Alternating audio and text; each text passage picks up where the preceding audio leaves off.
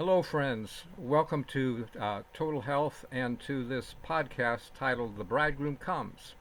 Those are Christ's words in the wedding parable, and they have a high value of information for us if we understand those wedding parables, which we will be covering in the weeks to come. This is a series of podcasts that we will be doing, and if you miss it on some other place, you can always get it on the YouTube channel or the Hebrew Nation Online radio. If you might like to listen in on Tuesday, it will be at 12:30. That's Mountain Time, which if you keep that in mind, or Phoenix Time, and it's really 5 minutes after the hour, a half hour, so it'd be like 12:35 is when you might expect to hear this topic again. So what are we talking about? We're talking about important information. In fact, it's so important that in Revelation 14 it shows three angels flying in the middle of heaven with these messages. First angel is a message of judgment, impending judgment. The time of God's judgment has come. The Greek word for judgment in that text is crisis, spelled with a K, K-R-I-S-I-S. If you were to know Chinese, my understanding is that there are two characters for a crisis. One is danger, and the other is opportunity. And if you understand Luke's wedding parable, and I've never heard a sermon on it, it's overlooked by most preachers. It only mentions wedding once and a parable once, when Peter asks, is this parable for us? But the high value in it is that for the servant that is so doing, he will make him ruler over all that he has. Since my name is ruling, I really wanted to understand that, and I think I do, and I'm wanting to share it with you because it's not just for me, it's for everybody. Along with, and I said danger and opportunity. The danger is if we don't do it, we can be beaten with stripes. And if we know to prepare and aren't ready, we'll be beaten with many stripes, it says, because to whom much is given, much is required. I will be giving much in the coming weeks ahead. And I just ask you to take a listen because the reward is high. We're living in a time of entrepreneurship where people want to get a high value. And my point is that we all know that heaven is a free gift. We can't earn it by works, but we are rewarded for works, okay? According to Revelation last chapter, he shall reward every man according as his work shall be. So let's try to understand what God wants from us. And it includes a wedding parable in which the king he makes a marriage for his son in Matthew 22, and he sends his servants to bid people to the wedding.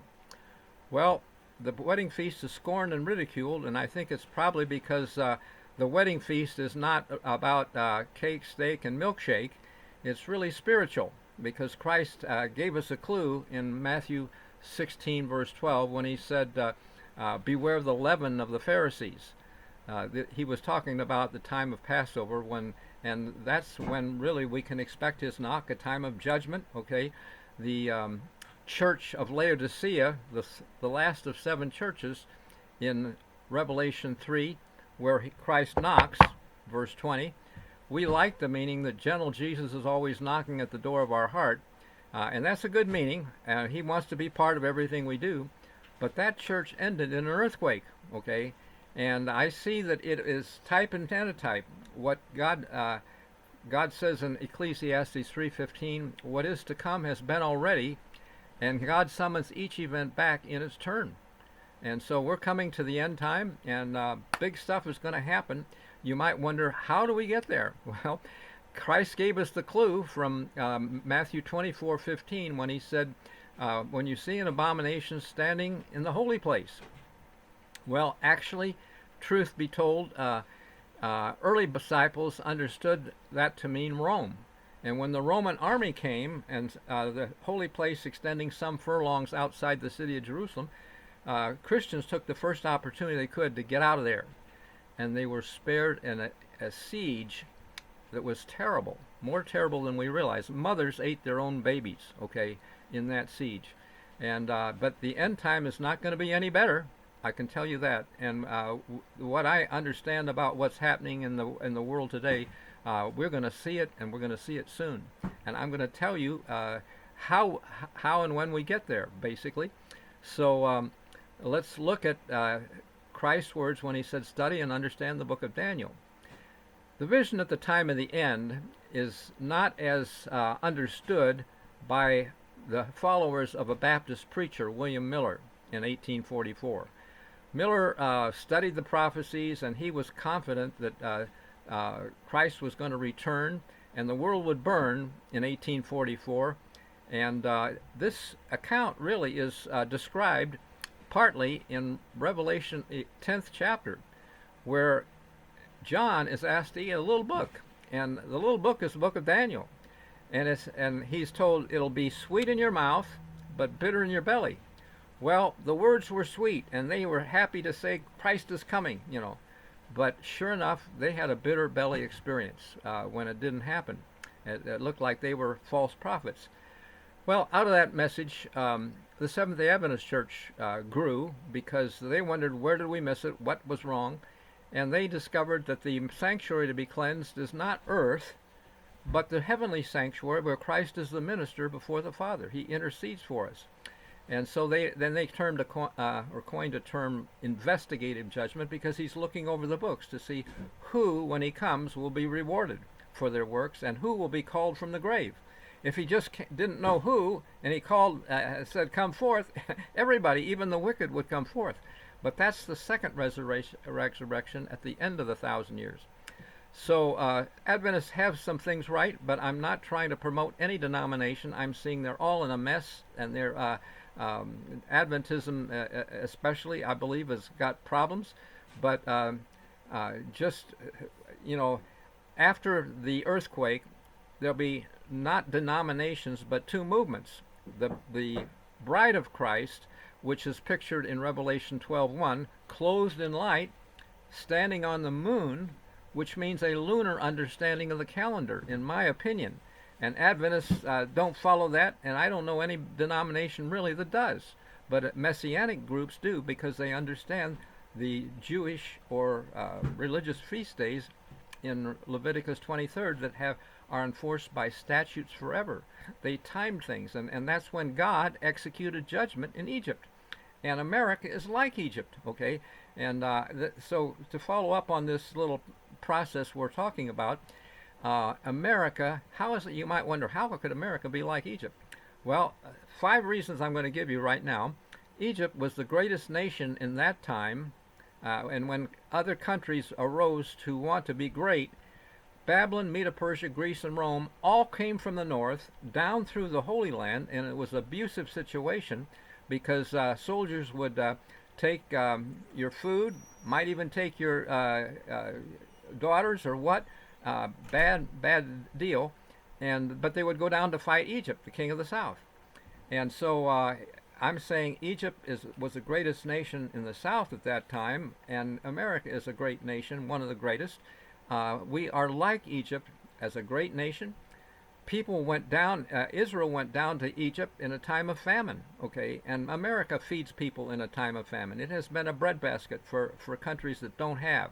We've even sold wheat to Russia, etc. But, so that's the second reason. Third reason is that pioneers fled the old world to come to the new world for famine for the word of God. So that's a parallel, basically, to Israel going for food. Pioneers coming here for the bread of life, freedom to worship, etc.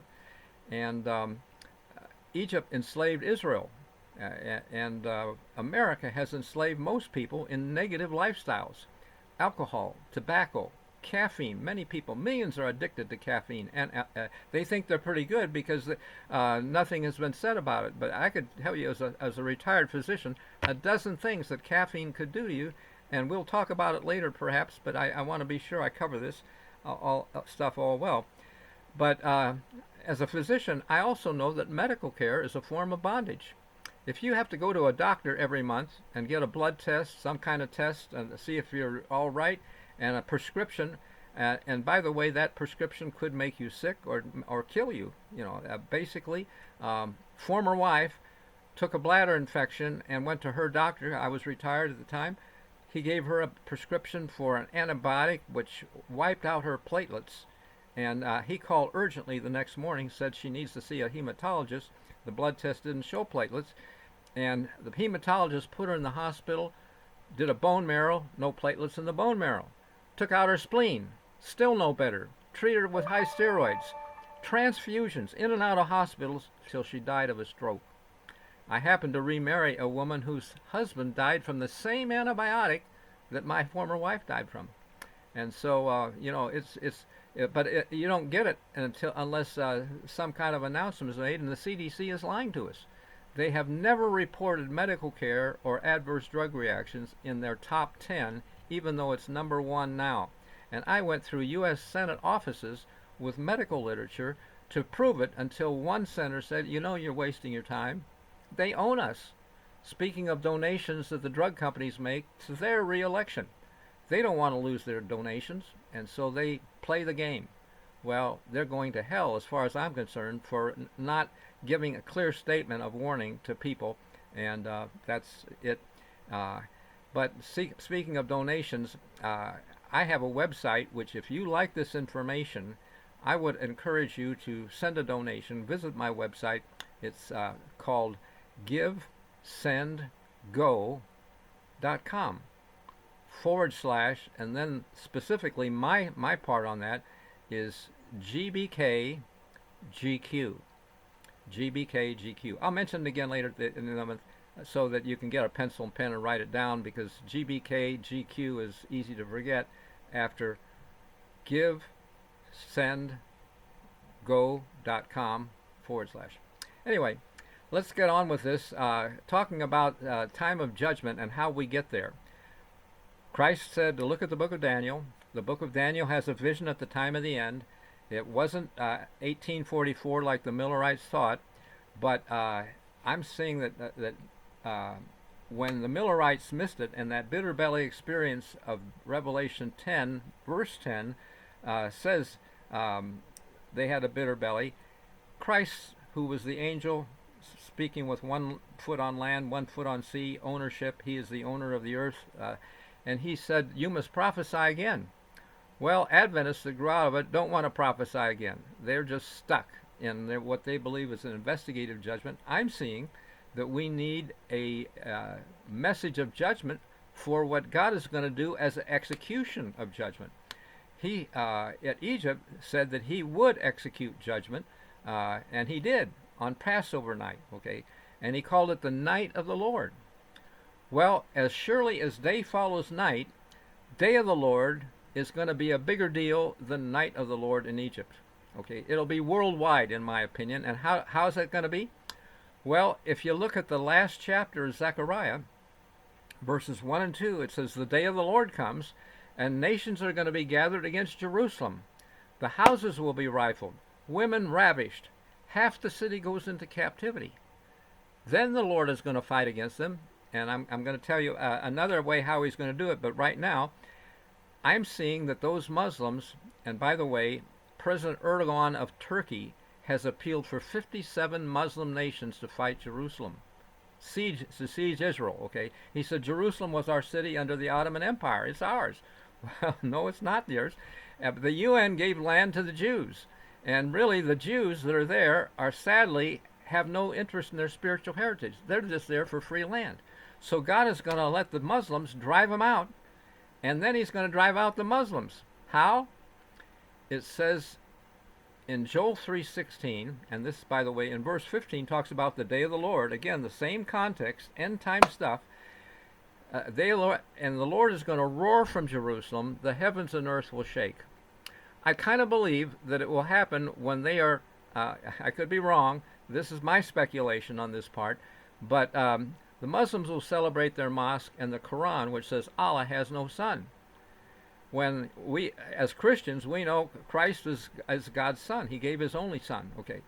But the point is that he is also the Lion of Judah in Revelation 5:5. The lion protects the tribe of Judah and tribe of Benjamin in the south. And so when Muslims take Jerusalem, the lion's going to roar, heavens and earth will shake. big earthquake, okay? In fact, the first place we find the phrase "day of the Lord" in Isaiah 2:12, flip 12 to 21, and God will shake terribly the earth. Well, I took my medical training in California at the end of the San Andreas Fault, and I would not want to be living there when God shakes terribly the earth. The scientists, seismologists, tell us that San Andreas is 80 years overdue, and it could happen any time that calamity can come to the West Coast. Well, I don't think it will happen any time. God has appointed times for big events. Okay, a lot of it seems like random chaos, but for the big deals, I think it happens at times, God's appointed time.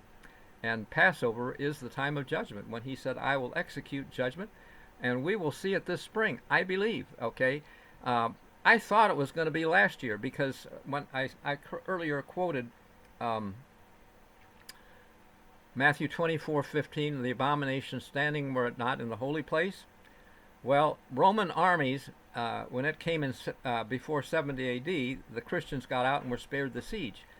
I'm seeing that this time the Pope came. He's Rome also, and he came to Congress, which is the holy place, because in Jerusalem, the holy place was where the law was kept, and Congress is where the law is made. Okay, same idea, if you can see it. And the Pope comes there pushing his agenda. Okay, well, we couldn't do it right away because Congress is not supposed to make any laws respecting establishment of a religion. Pope's book, Laudato Si, is about Sunday and legislation to stop work so we can, family reasons is a good facade, really. What they want you to do is to come to Mass on Sunday morning. And I don't think I'll be going to Mass on Sunday. And you can't buy or sell pretty soon without a mark of compliance, and big deal. But God has a plan, and we'll be covering it. Okay. But the point is that that 2015 Pope to Congress was also several other signs that only God could do, when it says in Joel 2:31, "The sun will be darkened, moon turned to blood before the day of the Lord." And there was a rare solar eclipse on the equinox, followed by a blood moon on Passover, time of judgment, okay, in 2015. And Paul gives us clues in 1 Thessalonians 5:1, and by the way, this is huge. As the disciples walked up the hill the last time with Christ, they said in Acts 1:6, "Are you going to restore the kingdom to Israel at this time?" Christ said, sadly, he said, "It's not for you to know the times and seasons." Okay. Well, Paul says, "And brethren, of the times and seasons, you have no need that I write, for you know perfectly." He's talking to a church in 1 Thessalonians 5:1, and he said, "For the day of the Lord," speaking of the end time period, that's when the kingdom is going to be set up, apparently, from what Paul is saying. "The day of the Lord comes as a thief in the night." That's what God did in Egypt. Nobody saw God at night when He came, and He executed judgment. And so when they're saying peace and safety, sudden destruction comes. That's 1 Thessalonians 5:2 and 3. Pharaoh was talking peace and safety when he sent his chariots into the Red Sea. So it's a thing about Egypt, and God says in Ecclesiastes 3:15, the New English Bible, "What is to come has been already." God summons each event back in its turn. Egypt is for us. America is like Egypt. It has enslaved people, as I was saying, with alcohol, tobacco, caffeine, drugs, medical care. And where Egypt threw babies in the river, maybe a few thousand, we've sown 63 million babies in the trash can since Roe v. Wade. We're worse than Egypt, more deserving of judgment, and we're going to get it. And we're on the way with the events that are happening, because I was disappointed. If you go from 2015, I thought that it's a 7-year warning, like Joseph gave to Egypt when he told Pharaoh there's going to be 7 years of plenty, followed by 7 of famine, and let's save up the grain. And Joseph became prime minister. Okay, and his brothers came down to get grain, etc. Great situation, and really it was responsible for 24 chapters of the Bible, 12 chapters in Genesis, when Joseph grew up, was sold by his brothers into Egypt, became prime minister. His parent and brothers came down, and so on. 12 chapters. Then 12 chapters in Exodus to get them out of Egypt, because Egypt was throwing them in the river and enslaving them and so on. Well, I got to finish this up quick because we're coming out of time. But the point is that as we see what's coming, we need to get ready and be sending an invitation to people to the wedding feast that's going to happen as a result of Muslims taking the city. When the Lord roars, the heavens and earth shake, it's the knock for the wedding in Luke 12. And we have to open immediately, and he is going to give us a meal. It says in Luke 12:37, "Blessed is that servant whom his Lord finds watching. He will gird himself, make them sit down to eat and serve them." I'm seeing it's the wedding feast, and I'm seeing what that wedding feast is that we need to know and be ready for. It's not going to, when the disciples, James and John, were called to be follow Christ, it wasn't out of the blue. They had heard John the Baptist say, "Behold the Lamb of God," and they probably were thinking, wouldn't it be nice to be with him? So when he calls them, they immediately responded. And we need to have some prior knowledge, too, of this covenant that we need to make.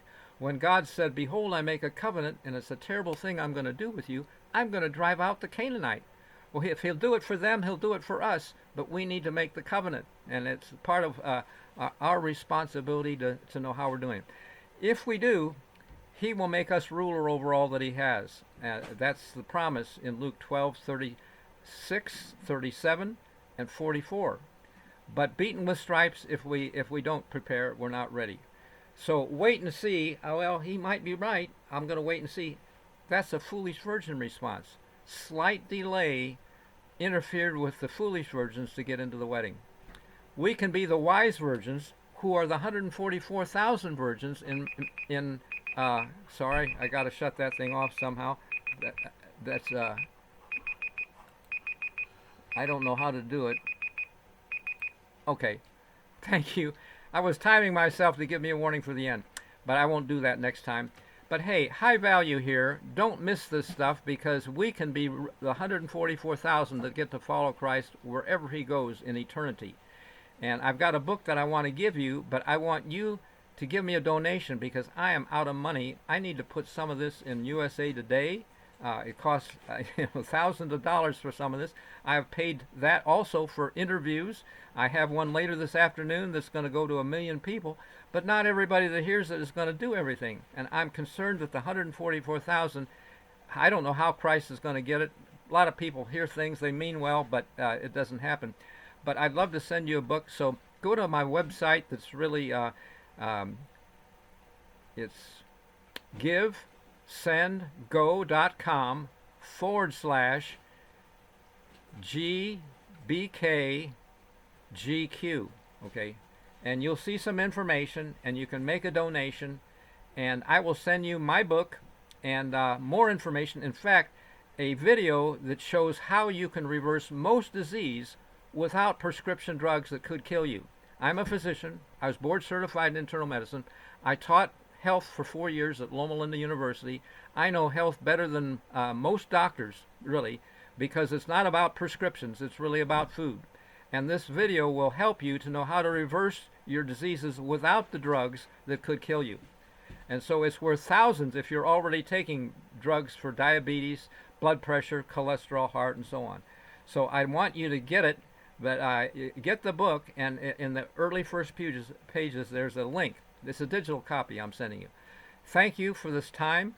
May God bless you. Let's pray for each other, and let's be ready when millions will not be ready for what's coming, because God is going to shake the whole earth. Everybody's going to know, and it will be a time of judgment for 7 years, where hopefully a judgment begins at the house of God. We can be at the first.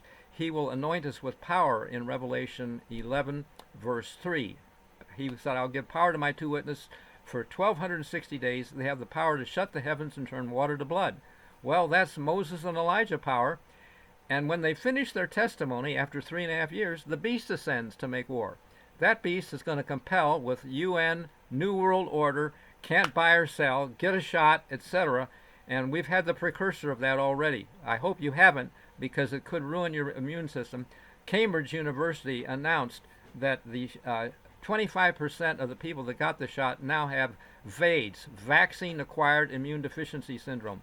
Bad situation. Hope you're not really ruined by what you already have. We will see coming up soon. I gotta quit. God bless you. See you again. Thank you.